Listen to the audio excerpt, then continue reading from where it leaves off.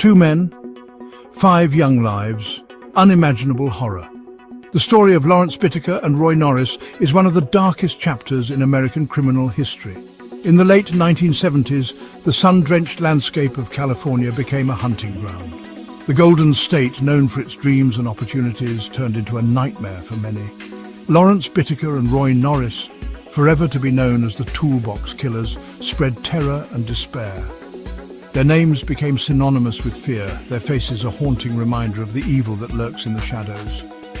They preyed on innocents, snatching girls from the streets and vanishing into the shadows. Each abduction was meticulously planned, each victim carefully chosen. Their reign of terror, though brief, left an indelible stain on the American psyche. The quiet suburban streets, once symbols of safety, became places of dread. These were not mere murders. They were acts of unspeakable brutality, designed to inflict maximum pain and suffering. These were acts of calculated cruelty, of sadism so profound it defied comprehension. The tools they used were not just instruments of death, but of prolonged agony. Bittaker, a former butcher, brought his macabre skills to bear. His knowledge of anatomy and his cold precision made him a terrifying executioner. He used tools meant for metal and wood on flesh and bone. Pliers, hammers, and other implements of torture became extensions of his twisted will. Norris, his willing accomplice, joined in the depravity. Together they formed a deadly duo, each feeding off the other's malevolence. Their crimes, recorded for their own perverse pleasure, still haunt the darkest corners of our minds. The tapes, filled with the sounds of suffering, are a chilling testament to their inhumanity. The trial that followed was a spectacle of horror, revealing the depths of their depravity. The evidence presented was so graphic, it left the courtroom in stunned silence. Justice was served, but the scars they left behind remain. The story of the Toolbox Killers is a grim reminder of the darkness that can reside within the human soul. What twisted paths led these men to such darkness? Lawrence Bittaker, born into a life of hardship, developed a taste for cruelty early on. He drifted through institutions, his intelligence overshadowed by a growing capacity for violence. Roy Norris, seemingly ordinary on the surface, harbored his own demons. A history of sexual assault and violence marked his path. Like predators circling, their lives intersected in the California prison system. A shared appetite for control and domination forged a bond, a pact of evil that would have devastating consequences. Their killing spree began in the summer of 1979. 5 young women, each with their own hopes and dreams, became victims of their insatiable depravity. Cindy Schaefer, just 16, was their first target. Snatched from the street, her pleas for mercy were met with laughter and cruelty. Andrea Hall, Jackie Gilliam, Jacqueline Lamp, their names are forever etched in the annals of true crime, each a chilling reminder of lives brutally cut short. Their abductions followed a chilling pattern: a van, a charming facade, then the terrifying realization that there would be no escape. Bittaker, the architect of their suffering, turned his twisted imagination into reality. His toolbox became a gruesome symbol of their reign of terror. Pliers, ice picks, and a sledgehammer, instruments of torture that he wielded with chilling precision. The recordings they made, their voices laced with amusement and detachment, documented the girls' agonizing pleas. Every scream, every sob, etched into the tapes, a testament to the depths of human cruelty. The details, too horrific to recount in full, paint a portrait of suffering that defies comprehension. In the confines of their soundproofed van, the victims' terror became their tormentors' entertainment.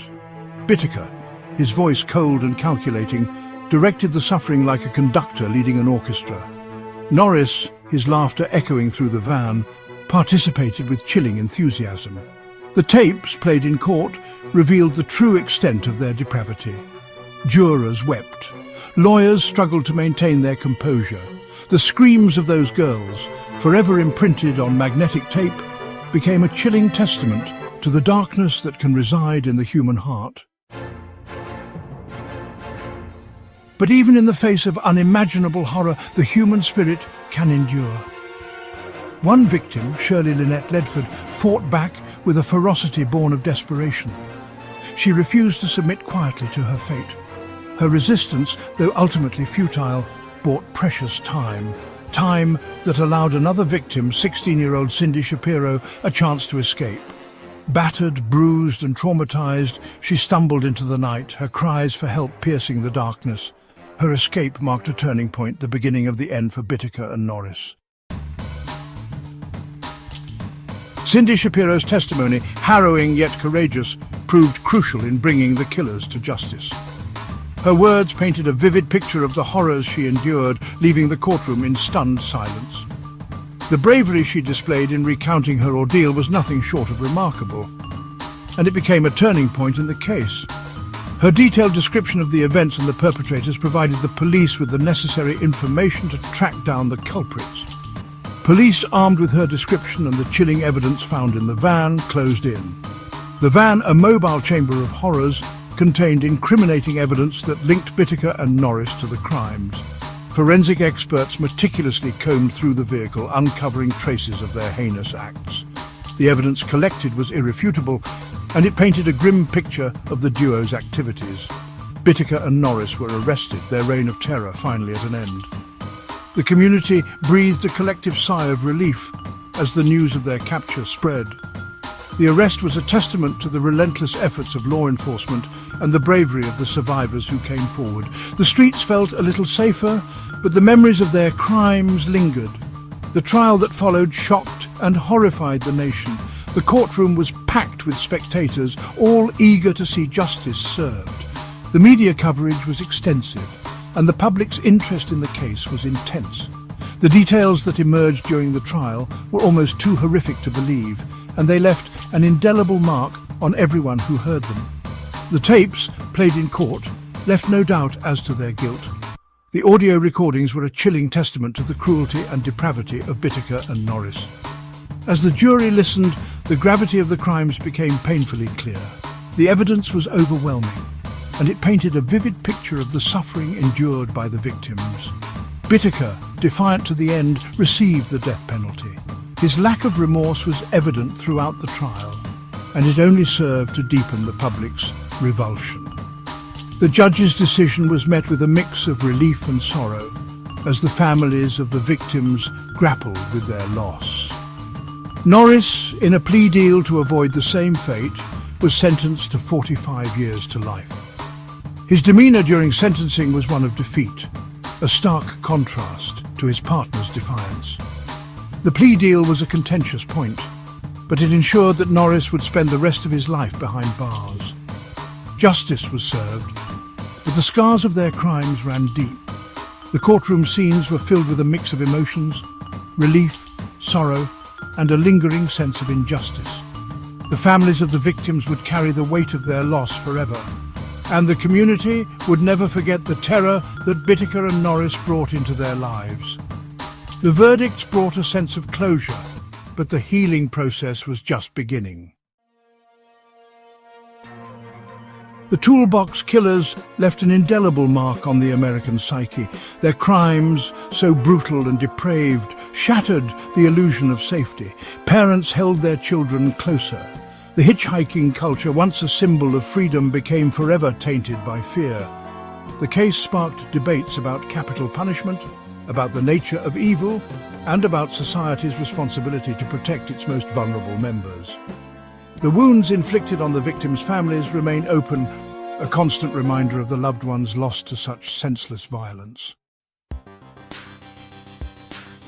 The story of the Toolbox Killers serves as a chilling reminder that evil can lurk in the shadows, often where we least expect it. These two men, Lawrence Bittaker and Roy Norris, committed heinous acts that shocked the world. Their crimes were not just acts of violence, but manifestations of a deeper, more insidious darkness that can reside within humanity. It reminds us that vigilance is not paranoia, but a necessary awareness. We must be alert to the signs of danger, to the subtle cues that something is amiss. This awareness can be the difference between safety and tragedy, but rather a necessary defense against the darkness that can consume us.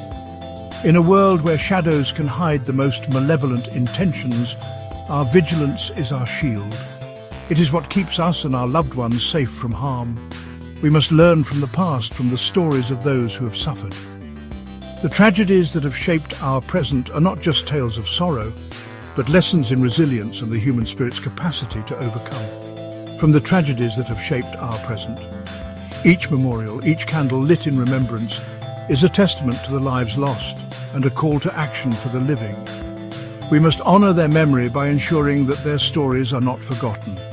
We must honor the memory of those lost by fighting for justice, for compassion, and for a world where such horrors are never repeated. This fight is not just for the victims, but for all of us, to create a society where kindness and empathy prevail over cruelty, and for a world where such horrors are never repeated. It is a collective effort, a shared responsibility. We must stand together, united against the forces that seek to divide and destroy. Our solidarity is our strength. The fight against evil is ongoing, a constant struggle against the darkest impulses of humanity. It is a battle that requires courage, determination, and unwavering resolve.